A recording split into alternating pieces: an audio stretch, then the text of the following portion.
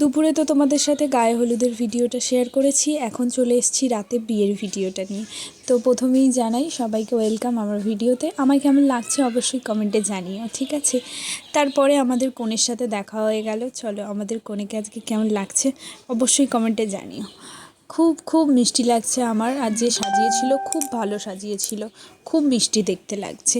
তো ওর সাথে দেখা করে গিফট টিফট দিয়ে আমি চলে গেলাম ফুচকা খেতে। জানো তো ফুচকা খাবো না ভাবলাম, কিন্তু আমাদের পাড়ারই দাদাটা খুব ভালো বানায় ফুচকা। পাশের বাড়ি কাকু কাকিমা ভাই এর সাথে দেখা হয়ে গেল, ওরা খেতে ব্যস্ত ছিল আর এরা এখানে বিয়ে করতে ব্যস্ত ছিল। তো বিয়ের পুরো ভিডিওটা আমি তুলতে পারিনি, কারণ পরের দিন সকালে আমার ছেলে স্কুল ছিল, ওর ওরাল হচ্ছিল, সেই জন্য আমাকে যেতেই হতো জানো তো।